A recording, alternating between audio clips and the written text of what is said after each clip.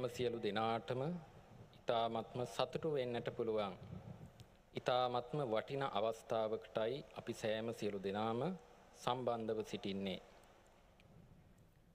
පින්වතුනි, මේ අවස්ථාව වෙද්දිත් ලෝකේ බොහෝ පිරිසක් විවිධ අකුසල් ධර්ම රැස් කරමින් අකුසල් කටයුතු වල නියැලිලා තමන්ගේ මෙලොව ජීවිතයත් නරක තත්වයට පත් කර ගනිමින් පරලොව ජීවිතය හානියට පත් කර ගනිමින් ඉන්න අවස්ථාවක්. ඒ වගේ අවස්ථාවක මේ පින්වත් පිරිස සෑම සියලු දෙනාම ඊ타ත්ම වාසනාවන්තයි. ඒ සර්වඥ භාග්‍යවතුන් වහන්සේ නමක් ලෝකේ පහළ වුණු කාලයක තමන්ට ලැබුණු ඒ වටින මනුෂ්‍ය ජීවිතයෙන් උපරිම ප්‍රයෝජන ලැබෙන විදියට මෙලොව ජීවිතයේ තමන්ට නැවත නැවත හිතලා සතුටු වෙන්නට පුළුවන්. අපි කියනවා සාරාණීය කුසලයක් කියලා. සිහි කරන්නට සුදුසු කුසලයක්. ඒ වගේම අපි කියනවා අනුගාමික නිදානයක්. තමන් නිවන් දකින මොහොත දක්වාම තමන් පසුපස නොනැවතී පැමිණෙන කුසලයක් රැස් කර ගන්නට යෙදෙන අවස්ථාවක්. ඒ විතරක් නෙවෙයි පින්වතුනි, සෑම සියලු දෙනාම සතුටු සිත ඇති කර ගන්නට ඕන. මේ අවස්ථාවේදී මේ සෑම සියලු දෙනෙක්ම මේ සිද්ධ කරන කුසලය මෙලොව යහපත පිණිස පරලොව සුගතිය පිණිස පමණක් නෙවෙයි, ලෝකෝත්තර නිර්වාණ අවබෝධය පිණිසත් හේතු වෙන ඊ타ත්ම වටින කුසලයකයි අපි සිද්ධ කරගන්නේ කියලා සෑම සියලු දෙනාම සතුටු සිත ඇති කරගන්නට ඕන. පින්වතුනි, එවැනි අවස්ථාවන් ලැබෙන්නේ ඊ타ත්ම දුර්ලභවයි. ඒ නිසා අපි ඒ ලැබුණු අවස්ථාවෙන් උපරිම ප්‍රයෝජන ගැනීම සඳහා අදිෂ්ඨාන පවත්වා ගන්නට ඕන. ඒ සඳහා නිරන්තරව කැප වෙන්නට ඕන. අද දිනේදී විශේෂයෙන්ම අපි මාතෘකා වශයෙන් සඳහන් කරන්නට යෙදුනේ මේ මෛත්‍රී භාවනාවේ තියෙන වටිනාකම පිළිබඳව. ඒ මෛත්‍රිය වැඩි වීම නිසා අපිට ඒ වගේම බාහිර සමාජයට අත් වෙන යහපත පිළිබඳව කියවෙන වටින ගාථා රත්නයක්. මේ ගාථා රත්නය ඇතුළත් වෙන්නේ චර්යා පිටක පාළියේ සුවන්න සාමචර්යාවේ. අපි බොහෝ දිනෙක දන්න කියවලා හුරු සාම කුමාරයාගේ කතා වස්තුව.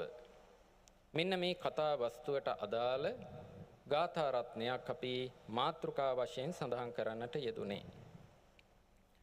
පින්වතුනි, ඒ ගාථාවේ තේරුමත් අපි කෙටියෙන් දැනගෙන ඒ කරුණු අපේ ජීවිතයට ගලපා ගන්නේ කොහොමද? ඒ වගේම මේ ගුණ දියුණු කරන්නට යෙදුණු උතුමන් වහන්සේලා කොයි වගේ ජීවිතද ගත කරන්නට යෙදුනේ? ඒ වගේම මෑත කාලේ එවැනි ගුණ දියුණු කරපු උතුමන් වහන්සේලා කොයි වගේද තමන්ගේ ජීවිත පැවැත්වුවේ මේ කියන කරුණු පිළිබඳවත් අවස්ථාවේ හැටියට කෙටියෙන් සඳහන් කරගෙන අපි ප්‍රායෝගිකව මේ භාවනා මානසිකාරය කරන්නේ කොහොමද කියන කරුණත් කෙටියෙන් සඳහන් කරලා වැඩි කාලයක් අපි මේ භාවනා මානසිකාරයට ගත කරන්නට බලාපොරොත්තු වෙනවා. පින්වතුනි, මේ ගාථාවේ තේරුම මේ විදියයි. මේ සාම කුමාරයා අපේ මහබෝසතාණන් වහන්සේ මේ තමන් ගත කරපු ජීවිතය පිළිබඳව මතක් කරනවා.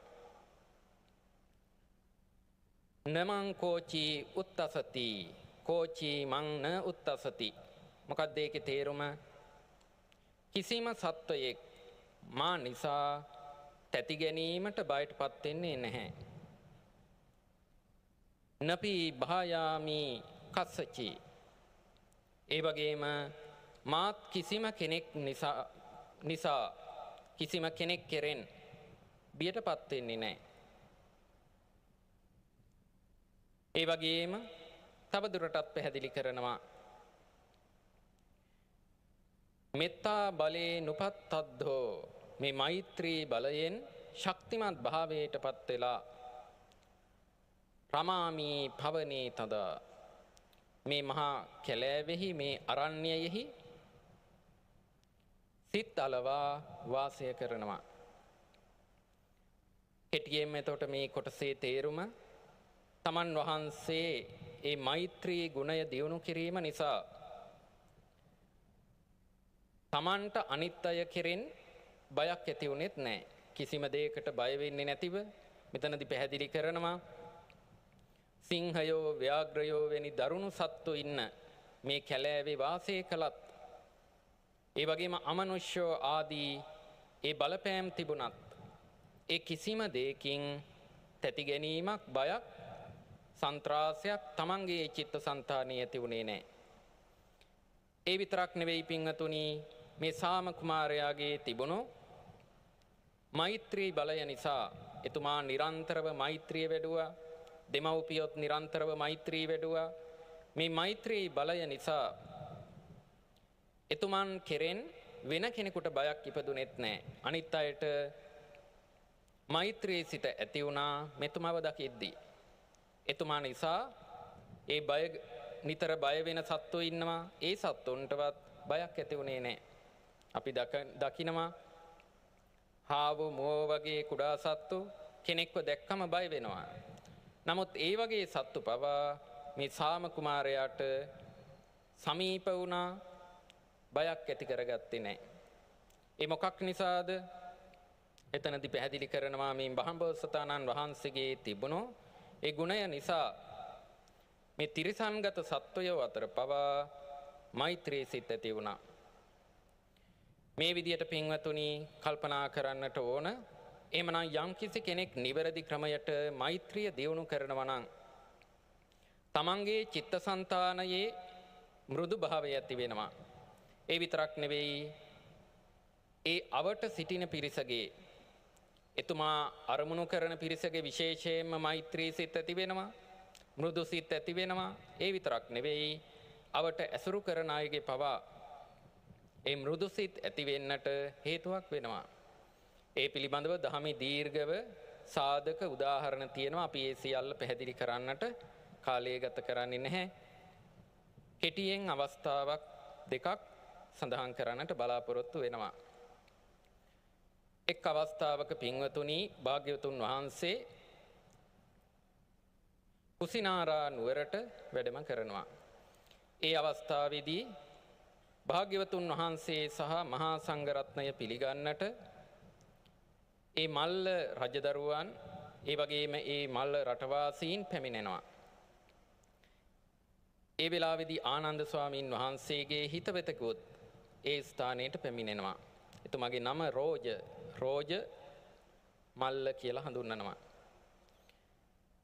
එතුමා දැක්කයින් පසුව ආනන්ද ස්වාමීන් වහන්සේ එතුමා එක්ක කතා කරද්දී දැනගන්නට ලැබෙනවා එතුමා එතනට පැමිණියේ තෙරුවන් ගැන ප්‍රසාදේ නිසා නෙවෙයි. ඒ පිරිස අතරේ කතිකාවතක් ඇති වෙලා තිබුණා. යම්කිසි කෙනෙක් මේ භාග්‍යවතුන් වහන්සේව මහා සංඝරත්නය පිළිගන්නට පැමිණියේ නැත්නම් ඒ කෙනාට දඩයක් නියම කරනවා කියලා. අන්න ඒ දඩේට තිබුණු බය නිසා ඒකට අකමැත්ත නිසා තමයි එතුමා පැමුණුනේ කියලා මතක් කරනවා. මේ කාරණාව ආනන්ද ස්වාමින් වහන්සේ භාග්‍යවතුන් වහන්සේට මතක් කරනවා.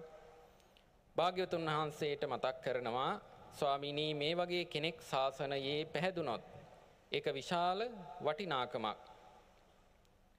එතුමා මගේ මිත්‍රයෙක් බොහෝම පිරිස අතරේ ප්‍රසිද්ධ කෙනෙක් මේ විදියට මතක් කරනවා. මේ වෙලාවේදී භාග්‍යවතුන් වහන්සේ මතක් කරනවා ආනන්දයනි මේ රෝජ මල්ල පුත්‍රයා ශාසනය කෙරෙහි පැහැදෙන විදියට කටයුතු කරන එක තථාගතයන් වහන්සේට අපහසු කරුණක් නෙවෙයි. මේ කාරණාව මතක් කරලා භාග්‍යවතුන් වහන්සේ එතුමාව අරමුණු කරලා මෛත්‍රී වඩලා ආසනයෙන් නැගිටලා විහාරයට පිවිසෙනවා. එයින් පසුව මතක් කරනවා මේ රෝජ කියන මල්ල පුත්‍රයා භාග්‍යවතුන් වහන්සේව හොයමින් හරියට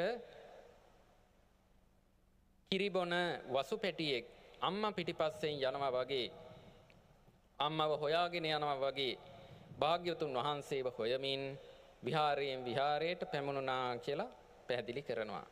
මේ විදියට පින්වතුනි යම්කිසි කෙනෙක් ශක්තිමත්ව නිවැරදිව මෛත්‍රිය වඩනවා නම් ඒකෙන් බාහිර සමාජයට අනිත් අයටත් බලපෑමක් කරන්නට පුළුවන්. ඒ විදියට ඒ තව අයට මේ මෛත්‍රී සිතිවිලි ඇතිවීම පිළිබඳව කතාවස්තු බොහෝමයක් දහමේ සඳහන් වෙනවා. කාලය සීමිත නිසා අපි ඒ කරුණු සියල්ල පැහැදිලි කරන්නට බලාපොරොත්තු වෙන්නේ නැහැ. තවත් එක අවස්ථාවක් ගැන සඳහන් වෙනවා. එක් අවස්ථාවක ඉන්දියාවේ අශෝක රජතුමාගේ කාලයේ වැඩ සිටිය අස්සගුත්ත කියන මහරහතන් වහන්සේ ස්වාමින් වහන්සේත් මේ මෛත්‍රී විහරණය සම්බන්ධව ඊ타ත්ම ප්‍රකට මහරහතන් වහන්සේ නමක්. ස්වාමින් වහන්සේ ගැන පැහැදිලි කරද්දී දහමේ පැහැදිලි කරනවා.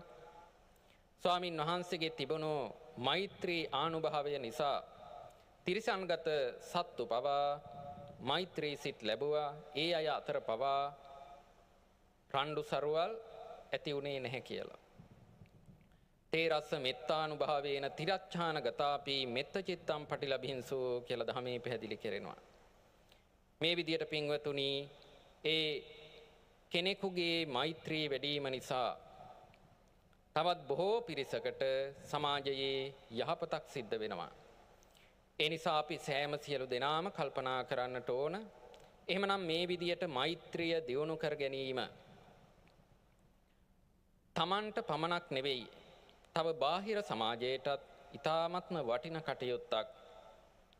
ඒ නිසා අපිත් ශක්තිමත්ව මේ මෛත්‍රී ගුණය දියුණු කරනවා කියන අදිෂ්ඨානය ඇති කර ගනිමු. පින්වතුනි ඒ වගේම මෑත කාලයේදී ඒ වගේ මෛත්‍රී ගුණය වැඩි දියුණු කරපු උතුමන් වහන්සේලා ගැන බොහෝම අපිට අහන්නට ලැබෙනවා. උන්වහන්සේලා එදිනෙදා ජීවිතයේදී ගැටලු ප්‍රශ්න ඇති වෙන අවස්ථාවලදී වෙනත් අය කලබලයට පත්වෙන අවස්ථාවලදී කටයුතු කළේ කොහොමද කියලා අපිටම අහන්නට දකින්නට ලැබිලා තියෙනවා. අපි ඒ පිළිබඳවත් කෙටියෙන් එක උදාහරණයක් සඳහන් කරන්නට කැමතියි. මේ බොහෝ දිනෙක අඳුරනවා නා වූ ආරණ්‍යයේ වැඩ සිටිය නා වූ අරිය ධම්ම ලොකු ස්වාමින් වහන්සේ පිළිබඳව.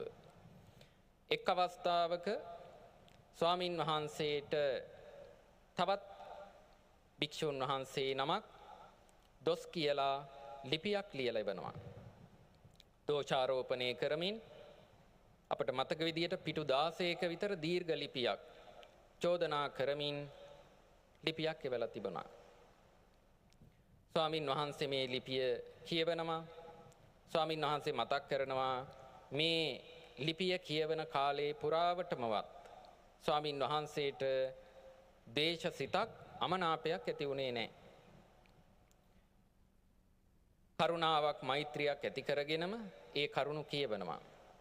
කියවලා ඒ සියලු කරුණු වලට පිළිතුරු ලිපියක් ලියලා ආපහු අර ස්වාමින් වහන්සේට ලියනවා මේ කියන කරුණු නම් මේ තියෙන වැරදි කියලා තියෙන කරුණු අපේ ජීවිතයේ ඇත්තේ නැහැ. මේ විදියට කරුණු පැහැදිලි කරලා ලිපියක් ලියනවා. ඉතින් ස්වාමින් වහන්සේවත් අපි මෛත්‍රී වඩද්දී අරමුණක් විදියට ගන්නවා කියලා ස්වාමින් වහන්සේ ලිපියේ සඳහන් කරලා යවනවා. ඒ සිදුවීමෙන් පසුව ඒ ලිපිය ලැබුණයින් පසුව ඒ ලිපිය ලියපු ස්වාමින් වහන්සේ නැවත වතාවක් ආපහු පිළිතුරු ලිපියක් එවනවා. ඒ තමන් කරපු කටයුත්තට සමාව ඉල්ලලා පසුතැවුණු බව සඳහන් කරලා ආපහු ලිපියක් එවනවා. මේ වගේම ඒ ගුණධර්ම බොහෝම දියුණු කරපු උතුමන් වහන්සේලා ගැන තවත් උදාහරණ ඕනෑ තරම් අපිට අහන්නට දකින්නට ලැබිලා තියෙනවා. ඒ නිසාම ඒ විදියට ගුණ දියුණු කරන උතුමන් වහන්සේලාට ආශ්චර්යමත් විදියට තමන්ගේ ජීවිතවලට පවා ආරක්ෂාව සැලසෙන අවස්ථා පිළිබඳව අපිට අහන්නට ලැබිලා තියෙනවා. නා වූ අරිය ධම්ම ලොකු ස්වාමින් වහන්සේම 2004 අවුරුද්දේදී ගමනක් වඩින අතරතුරදී දකුණු පළාතේ ගමනක් වඩින අතරතුරදී ඒ වාහනය සුනාමියට හසු වෙනවා. සුනාමි ජලපහරට හසු වෙනවා. මේ වෙලාවේදී ස්වාමින් වහන්සේ මේ සිදුවීම පිළිබඳව මතක් කරනවා. ස්වාමින් වහන්සේට පෙර දවසේ හීනෙන් මේ සිදුවීම දකින්නට ලැබිලා තිබුණා. ඒ නිසාම ඒ අවස්ථාවේ කිසිම කලබලයකටපත් වෙන්නේ නැතිව තවත් සංඝ පිරිසේ වාහනේ වැඩ සිටියා. ඒ සෑම සියලු දෙනාටම මතක් කරනවා කුසල් මානසිකාරයේ පවත්වා ගන්න, සබ්බ පාපස්ස ගාථාවාදිය සජ්ජායනා කරන්න, බුදුගුණ සිහි කරන්න මේ විදියට අවවාද අනුශාසනා කළා. කිසිම කෙනෙකුට කරදරයක් නැතිව ඒ වාහනය වතුරෙන් ඉස්සිලා පාවෙලා ගිහිල්ලා එක් පස් කණ්ඩියකට හේතු වෙනවා. එතනදී මතක් කරනවා තව බොහෝ පිරිසක් විශාල වාහන පවා විනාශයට පත් වෙලා තිබුණා. ඒ අවස්ථාවේ ස්වාමීන් වහන්සේලා කිසිම කෙනෙකුට හානියක් නොවි ජීවිත ආරක්ෂා වුණා. ඒ විතරක් නෙවෙයි ස්වාමීන් වහන්සේලාට දානය පවා ලැබුණා කියලා සඳහන් වෙනවා. ස්වාමීන් වහන්සේලා මතක් කරලා තියෙනවා. ඉතින් මේ විදියට ඊ타ත්ම අපහසු අවස්ථාවලදී පවා ජීවිතයට පවා ආරක්ෂාව සැලසෙනවා මේ විදියට ಗುಣධර්ම දියුණු කරන කෙනාට. ඒ නිසානි පින්වතුනි මෙත්තානිසංස සූත්‍රයේදී සඳහන් කරන්නේ නාස අග්ගිවා විසංවා සත්හංවා කමති මේ ආදී වශයෙන් ඒ කෙනාට ගින්න වසවිස ආදී දේවල් වලින් වෙනත් අනතුරු ආදීනොත් ජීවිතයට හානියක් නොවි ආරක්ෂා වෙනවා. ඊට අමතරව දෙවියන්ගේ පවා ආරක්ෂාව සැලසෙනවා. මේ විදියට ආකාර ගණනාවකින් මේ මෛත්‍රී වඩන පින්වතාට ආරක්ෂාව සැලසෙනවා. ඒ නිසා සෑම සියලු දෙනාම අදිෂ්ඨාන පිහිටුවා ගනිමු. මේ තරම් ආරක්ෂාවක් ලැබෙන අපේ මෙලොව ජීවිත සාර්ථක වෙන්නට බලපාන මේ මෛත්‍රී ගුණය අපි ශක්තිමත්ව දියුණු කරගන්නවා කියන අදිෂ්ඨානය ඇති කරගනිමු. ඒ වගේමයි පින්වතුනි අපි මේ වගේ කුසලයක් සිද්ධ කරද්දී කොහොමද ඒකෙන් අපිට යහපත සිද්ධ වෙන්නේ අපේ දියුණුව සිද්ධ වෙන්නේ කියන එකත් දැනගන්නට ඕන. අපේ ජීවිතවලට ආරක්ෂාව ලැබෙන්නේ කොහොමද? ආකාර ගණනාවකින් ඒ ආරක්ෂාව ලැබෙනවා. ඒ සියල්ල පැහැදිලි කරන්නට කාලය මදි. යම් කිසි කෙනෙක් නිරන්තරව කුසල් වඩනවා නම් ඒ කුසලයේ ශක්තිය නිසා අකුසල් ධර්ම ඒ මොහොතේදී දුරු වෙනවා, යටපත් වෙනවා. ඒ වගේමයි පින්වතුනි මේ කුසල් වැඩිම නිසා අකුසල් විපාක ඉදිරිපත් වෙන්නට තියෙන අවස්ථාව මගහැරිලා යනවා. ඒ වෙනුවට කුසල විපාක ඉදිරිපත් වෙනවා. ඒ පිළිබඳව අභිධර්ම පිටකයේ විභංග ප්‍රකරණයේ ඥාන විභංගයේ භාග්‍යවතුන් වහන්සේගේ කර්ම විපාක පිළිබඳව 16 ආකාර ඥානයන් විස්තර කරන තැන පැහැදිලි කරනවා. ප්‍රයෝග සම්පත්තිය නිසා අපේ යහපත් ආකාරයෙන් ජීවිතය පැවැත්වීම නිසා කොහොමද අපේ ජීවිතය යහපත් තත්වයටපත් වෙන්නේ කියලා. ඒ නිසා අපි දැනගන්නට ඕන අපි නිතර කුසල් ධර්ම සිද්ධ කරනවා නම් අපිට ලැබෙන්නට නියමිත නරක විපාක දුර වෙලා යනවා. ඒ විතරක් නෙවෙයි තමන්ගේ චිත්තසංතානයේ නිතර කුසල් වැඩෙන නිසා කුසල් සිත් පහළ වෙද්දී ඒ පහළ වෙන රූප අපි කියනවා චිත්තජ රූප, යහපත් චිත්තජ රූප පහළ වෙනවා. ඒ නිසාම තමන්ට යම්කිසි රෝගාබාධ ආදියක් තියෙනවා නම් ඒවා දුරු වෙන්නටත් හේතු වෙනවා. සියලු රෝගාබාධ නෙවෙයි, ඇතැම් රෝගාබාධ සුව වෙන්නට හේතු වෙනවා. ඒ වගේමයි මේ තමන් කුසල් කරන නිසා ඒ කුසල් අනුමෝදන් වෙන දෙවි දේවතා පිරිස, ඥාති පිරිස තමන්ට ආරක්ෂාව සලසනවා. මේ ආදී ක්‍රම ගණනාවකින් තමන්ට මෙලොවදීම යහපත් විපාක ලැබෙනවා. අපි මේ භාවනාදී යහපත් කරුණු යහපත් කටයුතු දිගට සිද්ධ කරද්දී. ඒ නිසා අපි අදිෂ්ඨාන පිහිටුවා ගන්නට ඕන. එහෙමනම් අපි මේ විදියට මේ භාවනා මානසිකාරයන් නිරන්තරව දිගට ජීවිතයට පුරුදු කරගන්නවා, අඛණ්ඩව පුරුදු කරගන්නවා. මීට පසු අවස්ථාවක නැවත මෙවැනි වැඩසටහනක් තියෙන අවස්ථාවකදී මීට වඩා ශක්තිමත් හිතක් ඇති කරගෙන මුහුණ දෙන්නට පුළුවන් විදියට අපේ ජීවිත පවත්වා ගන්නවා කියන අදිෂ්ඨානය ඇති කරගනිමු.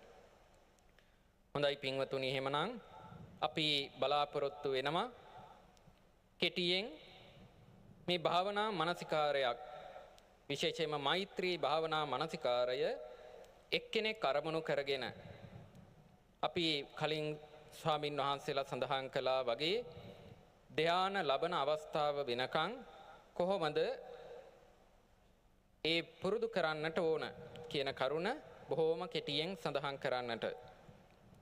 ඒකෙදි මුලින්ම අපි අර පුරුදු කරපු වචන මම වෛර නැත්තෙක් වෙම්වා තරහ නැත්තෙක් වෙම්වා නිදුක් වෙම්වා සුවපත් වෙම්වා කියන මේ වගේ වචන වලින් Tamanට කෙටි වෙලාවක් මෛත්‍රී කරගන්නවා.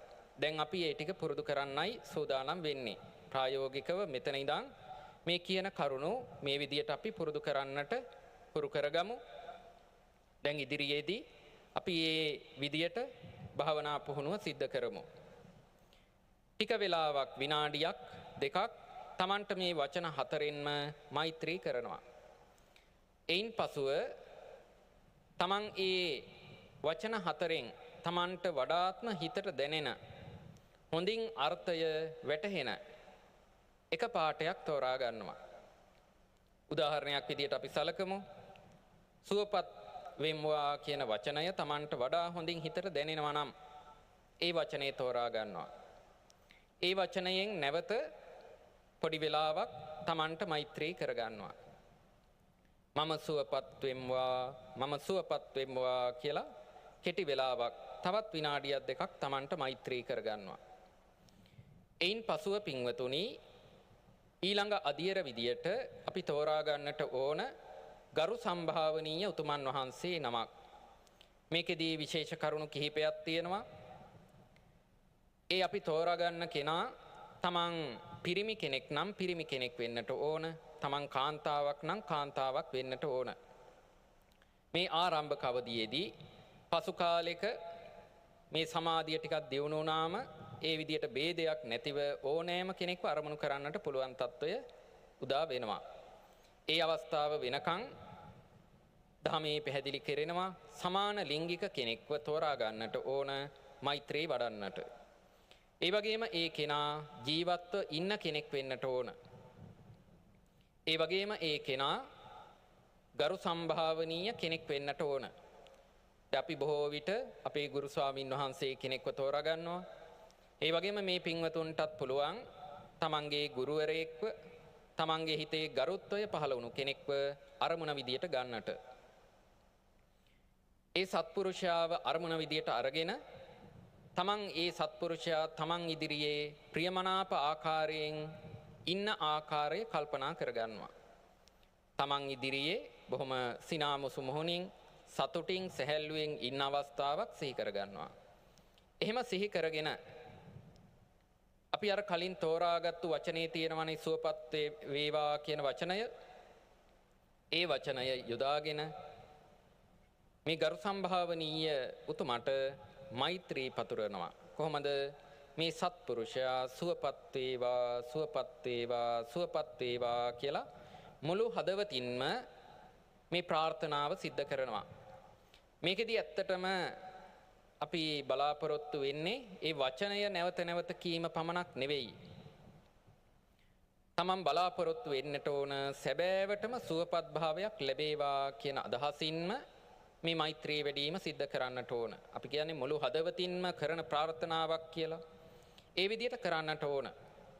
මෙන්න මේ විදියට තමන්ට පුළුවන් වෙලාවක් අපි මේ භාවනා මනසිකාරය නවත්තන්නට කියලා සාදුකාරයක් පවත්වන අවස්ථාව වෙනකන් ඒ මනසිකාරය අඛණ්ඩව පවත්වාගෙන යන්නට කියලා අපි ආරාධනා කරනවා. හොඳයි එහෙමනම් අපි කාලය තියෙන විදියට පුළුවන් උපරිම වෙලාවක් මේ භාවනා මනසිකාරය පුරුදු කරමු. ඒතර මේ අවස්ථාවේදී මේ විදියට භාවනා මනසිකාරය දිගට කරගෙන යද්දී තමන්ට විවිධ අත්දැකීම් ලැබෙන්නට පුළුවන්. විවිධ ශබ්ද විවිධ දේවල් ඇහෙන්නට විවිධ දේවල් පේන්නට පුළුවන්. ඒ දේවල් වලට අවධානය යොමු කරන්නේ නැතිව මේ භාවනා අරමුණටම අවධානය යොමු කරලා ඒ භාවනාව දිගට පවත්වාගෙන යන්න. ඉතින් මේ විදියට අපේ ගුරු ස්වාමින් වහන්සේලා පැහැදිලි කරන්නේ මේ විදියට ගරු සම්භාවනීය 10 දෙනෙක් විතර වගේ තෝරාගෙන එක අවස්ථාවක එක්කෙනයි තෝරාගන්නේ. ඊළඟ පරයන්ක අවස්ථාවේදී තව කෙනෙක්ව තෝරා ගන්නවා. මේ විදිහට අපි කීප දෙනෙක් තෝරා ගන්නවා. මේ හැම දිනාටම සාර්ථකව මෛත්‍රිය වැඩෙනවා නම් ඊළඟ පියවර විදියට අපි ප්‍රිය මිත්‍රයින්ව තෝරා ගන්නවා. අපි කියන්නේ අති ප්‍රිය සහායක කියලා. දෙවෙනි පියවර විදියට. ඒ අයටත් ඔය කියපු ක්‍රමයටම 10 දෙනෙකුට විතර වගේ හොඳින් මෛත්‍රිය වැඩෙනකන් මේ විදියට භාවනාව කරගෙන යනවා. ඇතැම් කෙනෙකුට හිතේ ඒ අවශ්‍ය ගුණධර්ම සම්පූර්ණ වෙලා තියෙනවා නම්, නීවරණ යටපත් වෙලා තියෙනවා නම්, ඉන්ද්‍රිය ධර්ම වැඩිලා තියෙනවා නම් මේ අවස්ථාවේදීම ධ්‍යාන මට්ටම දක්වා හිත දියුණු කරන්නට පුළුවන්. අපි කියනවා සීමා සම්භේදය සිද්ධ වෙන්නට ඕන කියලා. සීමා සම්භේදය කියලා කියන්නේ කිසිම ભેදයක් නැතිව ඕනෑම කෙනෙකුට මෛත්‍රී කරන්නට පුළුවන් අවස්ථාව. තමන්ගේ ඒ ගුණය දැනටම සම්පූර්ණ වෙලා නම් තියෙන්නේ මේ ඕනෑම කෙනෙක්ව අරමුණු කරලා ඒ මොහොතේදීම ධ්‍යාන දක්වාම හිත දියුණු කරන්නට පුළුවන්. එහෙම නැත්නම් අපි මේ தত্ত্বය දක්වා හිත ක්‍රමක්‍රමයෙන් දියුණු කරන්නට ඕන. ඒ සඳහායි අපි මේ කණ්ඩායම් වශයෙන් භාවනා මානසිකාර්ය කරන්නේ. මේ අතිප්‍රිය සහායක පිරිසටත් මෛත්‍රිය වඩලා සාර්ථකයි නම් නැවත ඒ ක්‍රමයටම මධ්‍යස්ථ පුද්ගලයන් කීප දෙනෙක් තෝරාගෙන 10 දෙනෙක් පමණ තෝරාගෙන ඒ අයටත් ඒ ක්‍රමයටම මෛත්‍රිය වඩනවා. ඒ අයටත් සාර්ථක වුණාම අවසාන කණ්ඩායම වෛරී පුද්ගලයන් තෝරාගෙන ඒ අයටත් ඒ විදියටම මෛත්‍රී වඩනවා. ඒ අයටත් පහසුවෙන් මෛත්‍රිය වැඩෙනවා නම් හිතේ කිසි වෙනසක් වෙන්නේ නැත්නම් අන්න අපි කියනවා ඒ කෙනාගේ එහෙමනම් මෛත්‍රිය හොඳ මට්ටමක තියෙනවා. සීමා සම්භේදය සිද්ධ වෙලා සීමාවකින් තොරව ඕනෑම කෙනෙක්ව අරමුණු කරලා මේ කෙනාට මෛත්‍රිය වඩන්නට පුළුවන් තත්වයටපත් වෙලා. එහෙමනම් බොහොම හොඳ අවස්ථාවක්, හොඳ තත්වයක්. ඒක තවදුරටත් දියුණු කරගෙන යද්දී ධ්‍යාන මට්ටම දක්වාම භාවනාව දියුණු කරගන්නට පුළුවන්. යම් කෙනෙකුට ඒ අවස්ථාවේදී ද්වේෂය ඇති වෙනවා නම් ඒ ද්වේෂය අපි දුරු කරගන්නට ඕන. ඒ ද්වේෂය දුරු කරගන්නට අවශ්‍ය ක්‍රම ගැන දහම් ග්‍රන්ථවල දීර්ඝව පැහැදිලි කරලා තියෙනවා. කාලය ගත වුණු නිසා අපි මේ කරුණු පැහැදිලි කරන්නට බලාපොරොත්තු වෙන්නේ නැහැ. කාලය ඉතිරි වුණොත් අපි මේ භාවනා පරයන්කෙන් පසුව ඒ පිළිබඳව විනාඩියකින් දෙකකින් කෙටියෙන් පැහැදිලි කරන්නට බලාපොරොත්තු වෙනවා. හොඳයි, එහෙමනම් මේ කියපු ක්‍රමයට අපි මේ සියලු කරුණු පැහැදිලි කළේ ඒ භාවනා මාර්ගයේදී දැනගත යුතු කරුණු නිසා අපි එතකොට ඒකේ පළමුවෙනි පියවර විදියට Tamanට අර කියපු විදියට මෛත්‍රිය වඩලා එහෙමනම් එක ගරු සම්භාවනීය උතුමන් වහන්සේ කෙනෙක්ව තෝරාගෙන අපි මේ වෙලාවේ මෛත්‍රිය වඩන්නට ආරම්භ කරමු.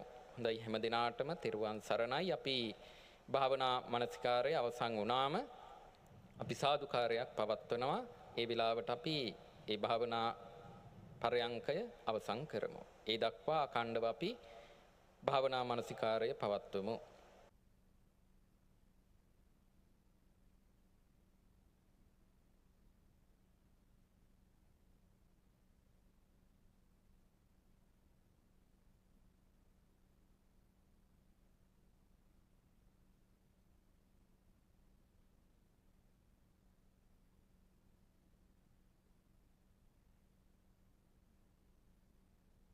සාදු සාදු.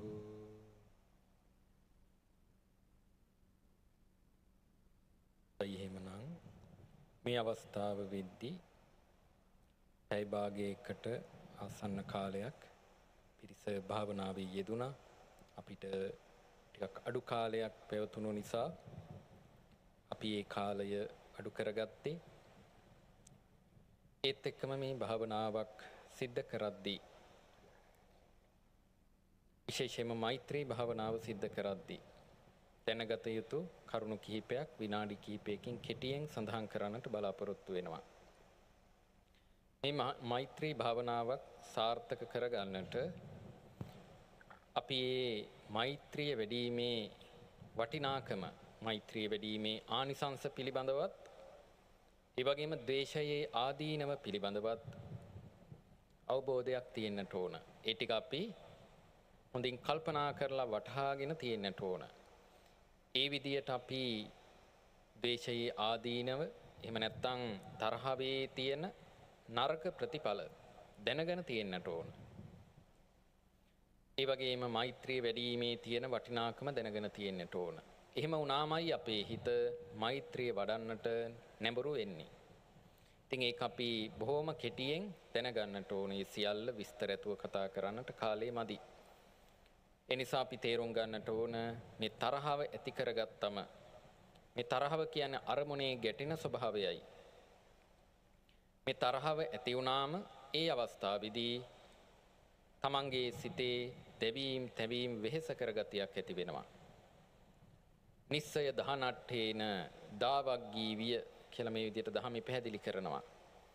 හරියට මේක ලැබුගින්නක් වගේ තමන්ගේ මේ සිත් පහළ වෙන වස්තුව උන සිත් පහළ වෙන්නේ වස්තු රූපය ඇසුරු කරගෙන මේ වස්තු රූපේ දෙවීම් තැවීම් ඇති වෙනවා. ඒ නිසානේ කේන්ති ගියපු අය කියන්නේ මගේ හදවත පිච්චෙනවා වගේ පපුව දනවා වගේ කියලා කියන්නේ.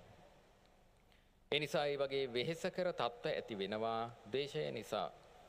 ඒ වගේම ද්වේෂය ඇති වෙලා තියෙන අවස්ථාවක ගන්න තීරණ වැරදි තීරණයි ගන්නෙ. ඒ නිසාම බොහෝම අලාභහානි සිද්ධ වෙනවා. ද්වේෂය නිසා බොහෝ අකුසල් සිද්ධ කරගන්නවා.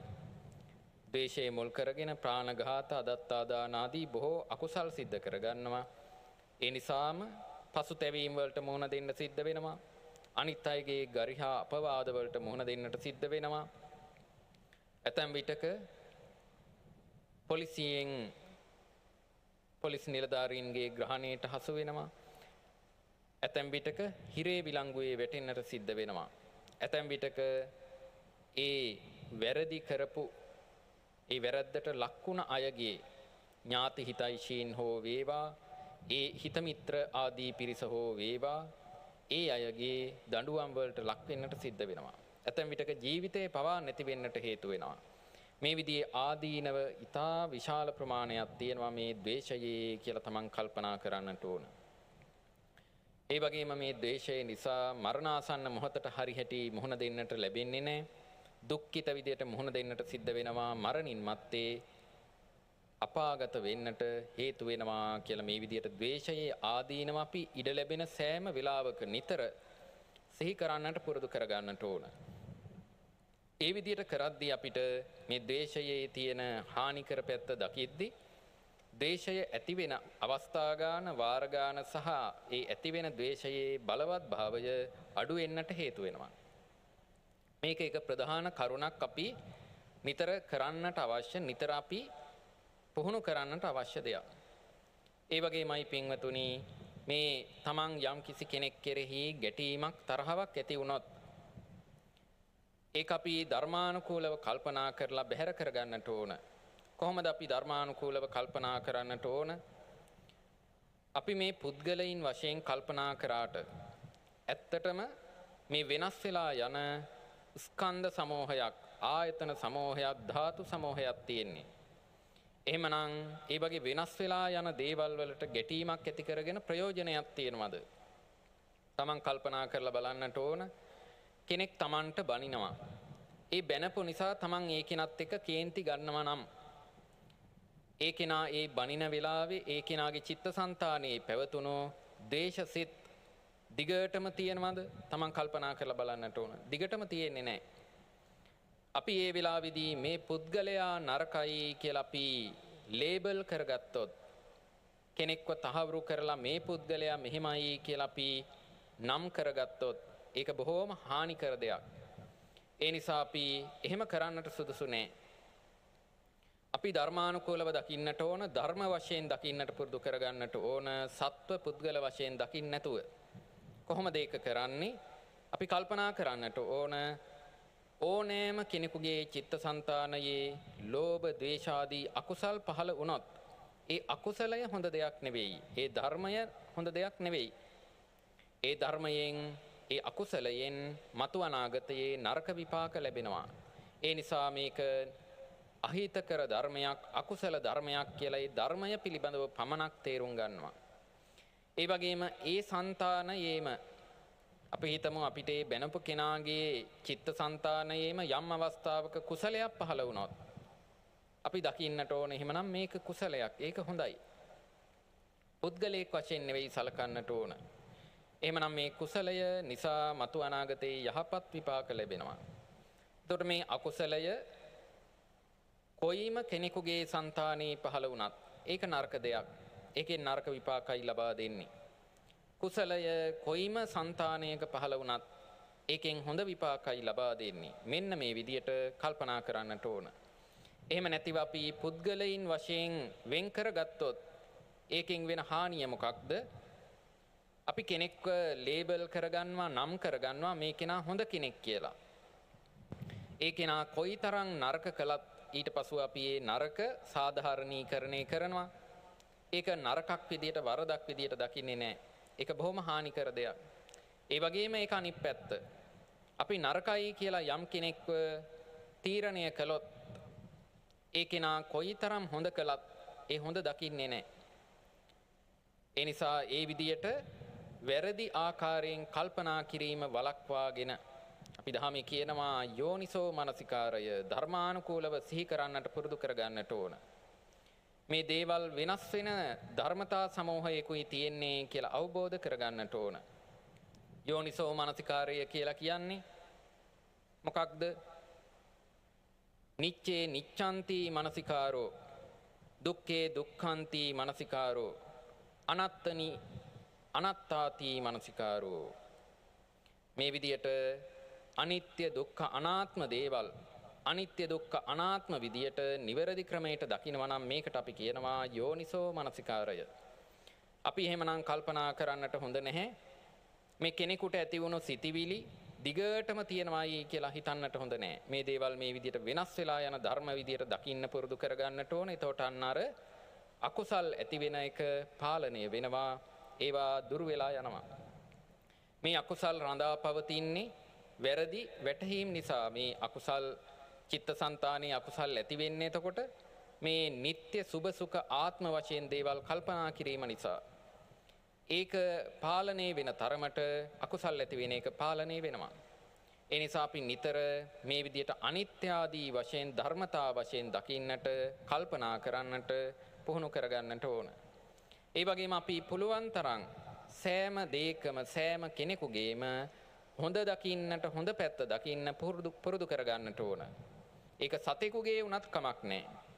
තියෙන හොඳක් යහපත් ගුණයක් දැකලා හිත සතුටින් තියාගන්නට, හිත තැම්පත්ව තියාගන්නට පුරුදු කරගන්නට ඕන. ඒ විදිහට කරද්දී අපිට තරහව දුර වෙලා යනවා. ඒ වගේම අපි ඉඩ ලැබෙන සෑම අවස්ථාවකම නිරන්තරව ඒ අකුසල් වල ආදීනව විස්තර කරන, මේ තරහවේ ආදීනව විස්තර කරන, මෛත්‍රියේ වටිනාකම විස්තර කරන සත්පුරුෂයින්ව ඇසුරු කරන්නට ඕන. ඒ විදිහට කරද්දිත් අපිට තරහව දුරු කරගන්නට පුළුවන්. ඒ වගේම අපි තමන්ගේ කර්ම විපාක පිළිබඳව කල්පනා කරන්නට ඕන. මේ තරහ ගත්තොත් ඒකෙන් හානිය වෙන්නේ තමන්ටයි. තව කෙනෙකුට පහර දෙන්නට කියලා, හානියක් කරන්න කියලා හිතලා අපි රත්තුණු යකඩයක් අතට ගන්නවා. කාගේ අතද ඉස්සරළම පිච්චෙන්නේ? තමන්ගේ අතයි පිච්චෙන්නේ. අනික් කෙනා පිච්චෙන්නට පෙර ආතුව තමන්ගේ අත පිච්චෙනවා. අන්න ඒ වගේ මේ ද්වේෂය ඇති කර ගැනීම නිසා තමන්ගේ චිත්තසංතානයටයි මුලින්ම හානිය සිද්ධ වෙන්නේ. ඒකේ ප්‍රතිවිපාක විඳින්නට වෙන්නේ තමන්ටයි කියලා කල්පනා කරන්නට ඕන. කේන්ති ගත්තයි කියලා අනිත් කෙනාගේ සීල සමාධි ප්‍රඥා නැති වෙන්නේ නැහැ. ඒ වෙනුවට තමන්ගේ සීල සමාධි ප්‍රඥාවන් පිරිහෙනවා. ඒකෙන් තමන්ටයි අනර්ථය වෙන්නේ, තමන්ටයි අපාගත වෙන්නට වෙන්නේ කියලා හිතලා තරහව දුරු කරගන්නට ඕන. මේ ආදී තව ක්‍රම ගණනාවක් ධර්මයේ පැහැදිලි කරනවා. ඒ කරුණු ඒ පිළිබඳව අවබෝධය තියෙන සිල්වත් ගුණවත් උතුමන් වහන්සේලා ඇසුරු කරලා ඒ කරුණු දැනගන්නට පුළුවන්. ධර්ම සාකච්ඡා කරලා ඒ කරුණු දැනගන්නට පුළුවන්. මේ කරුණු දැනගැනීමෙන් නවතින්නේ නැතිව එදිනෙදා අනිවාර්යෙන්ම තමන් මානසිකාර කරන්නට පුරුදු කරගන්නට ඕන. එහෙම නැතිව මේ ධර්ම දේශනාවක් විදියට අහලා නැවතුනොත් ඒකෙන් ප්‍රතිඵල ලබන්නට අපහසුයි. ඒ නිසානි භාග්‍යතුන් වහන්සේ මතක් කරන්නේ දස ධම්ම සූත්‍ර දේශනාවේදී එහෙම තවත් සූත්‍ර දේශනාවලදී කම්මස්සකෝම්හි කම්මදායාදෝ කම්මයෝනි කම්මබන්දු කම්මපටිසරණෝ යම් කම්මං කරිස්සාමි කල්යාණං වා පාපකං වා තස්සදායාදෝ භවිස්සාමීති පබ්බජිතේන අබින්හම් පච්ච වෙක්කිතබ්බං. මේ කර්මය ස්වකීයයි කියන බව, කර්මය කරන කෙනාට ඒකේ විපාක විඳින්නට වෙනවා කියන එකයි මේකේ කෙටි තේරුම. ඒ කරුණ නිතර ප්‍රත්‍යවේක්ෂා කළ යුතුයි, නිතර සිහි කරලා බැලිය යුතුයි. ඒක සවන් දුන්නට මදි, පාඩම් කරලා තියාගත්තත් මදි, නැවත නැවත සජ්ජායනා කළත් මදි. තමන් ඒක කල්පනා කරලා බලන්නට ඕන, සිහියෙන් නිතර සිහි කරලා බලන්නට ඕන. එhmenan මේ කියන කරුණු අපේ ජීවිතයට එකතු කරගනිමු. එතකොට අපිට මේ තරහවේ තියෙන බලවත් භාවය අඩු කරගෙන මෛත්‍රී ගුණ දියුණු කරගන්නට පුළුවන්කම ලැබෙනවා. අපි ආශිර්වාද පවත්වනවා. මෙවැනි වටිනා භාවනා වැඩසටහන්, මෙවැනි වටිනා ධර්ම වැඩසටහන් ඒ සංවිධානය කරන්නට යෙදුණු ඒ සත්පුරුෂ පිරිසට අපිට ඒ සියලු දෙනාගේම නම් ආදිය මතක් කරන්නට පුළුවන් කමක් නැහැ. ඉතින් ඒ විමල රත්න ස්වාමීන් වහන්සේ ඇතුළු ඒ කටයුතු වලට සහ සම්බන්ධ වුණ, දැක බලා හෝ සතුටු වුණ, උපකාර කරන්නට යෙදුණු සෑම සියලු දෙනෙකුන්ටම, ඒ වගේම මේ කුසලය අනුමෝදන් වෙන සම්‍යක් දෘෂ්ටික දෙවි දේවතා පිරිසට මේ කුසලය සියතින් කරගත්තු කුසලයක් වගේ අනුමෝදන් වෙන්නට ලැබේවා. ඒ සෑම සියලු දෙනෙකුන්ටම ඉක්මනින්ම නිවන් අවබෝධය පිණිසම හේතු වෙන ප්‍රඥා පාරමිතාවක් බවටම පත්වේවා කියන ප්‍රාර්ථනාව අපි සිද්ධ කරමු. ඒ වගේම මේ කරන්නට යෙදුණු කුසලයේ ශක්තියෙන් මේ කුසලයට සහ සම්බන්ධ වෙන සෑම සියලු දෙනෙක්ම, ඒ වගේම මේ ශ්‍රී ලංකාද්වීප වාසී, මේ පෘථුවියේ වාසය කරන සියලු සත්වයෝ, මේ සක්වල වාසී අනන්ත සක්වල වාසී සියලුම සත්වයෝ නිදුක් වෙත්වා, නිරෝගී වෙත්වා, සුවපත් වෙත්වා. ඉක්මනින්ම සීල සමාධි ප්‍රඥා ගුණ ධර්ම දියුණු කරගෙන ඒ අය ප්‍රාර්ථනීය බෝධියකින් මාර්ගඵල නිවන් අවබෝධ කරගනිත්වා කියන ප්‍රාර්ථනාව කරමින් අපි මේ අවස්ථාවේ මේ භාවනා කටයුත්ත අවසන් කරනවා. හොඳයි, අපි බොහොම කෙටියෙන් හුරු ගාථාවන් නිසා දෙවියන්ට ඥාතීන්ට පින් අනුමෝදන් කරලා අවසන් කරමු. ඉදං වූ ඥාතිනං හෝතු සුඛිතා හොන්තු ඥාතයෝ ආකාසට්ඨා ච බුම්මට්ඨා දේවා නාග මහිද්దికා පුඤ්ඤන්තං අනුමෝදිත්වා චිරං රක්ඛන්තු සම්බුද්ධ ශාසනං චිරං රක්ඛන්තු සම්බුද්ධ දේශනං චිරං රක්ඛන්තු සම්බුද්ධ ශාවකං චිරං රක්ඛන්තු මම් පරං එත්තාවතා ච අම්හෙහි සම්බතං පුඤ්ඤ සම්පදං සබ්බේ දේවා අනුමෝදන්තු සබ්බ සම්පත්ති සිද්ධියා සබ්බේ භූතා අනුමෝදන්තු සබ්බ සම්පත්ති සිද්ධියා සබ්බේ සත්තා අනුමෝදන්තු සබ්බ සම්පත්ති සිද්ධියා ඉමිනා පුඤ්ඤ කම්මේන මාමේ බාල සමාගමෝ සතං සමාගමෝ හෝතු යාව නිබ්බානපත්තියා ඉදං මේ පුඤ්ඤ කම්මං ආසවක්ඛයා වහං හෝතු සම්බ දුක්ඛා පමුච්ඡතු කායේන වාචා චිත්තේන පමාදේන මයා කතං අච්චයං කමමේ භන්තේ භූරි පඤ්ඤ තථාගත අච්චයං කමමේ ධම්ම සම්දිට්ඨික අකාලික අච්චයං කමමේ සංඝ පුඤ්ඤක්කෙත්ත අනුත්තර සාදු සාදු සාදු. හොඳයි, සෑම සියලු දෙනාම ගිහි පින්වත් පිරිස පසඟ පිහිටුවා වන්දනා කරගනිමු. මහා සංඝරත්නයේ වෙනුවෙන් ආශිර්වාද පතමු. අභිවාදන සීලිස්ස නිච්ඡං උද්ධාපචායිනෝ චත්තාරෝ ධම්මා වඩ්ඩන්ති ආයුවන්නෝ සුඛං බලං ආයුරාරෝග්‍ය සම්පatti සග්ග සම්පatti මේවච අතෝ නිබ්බාන සම්පatti ඉමිනාතේ සමිජ්ජතු සුවපත් වේවා. තෙරුවන් සරණයි.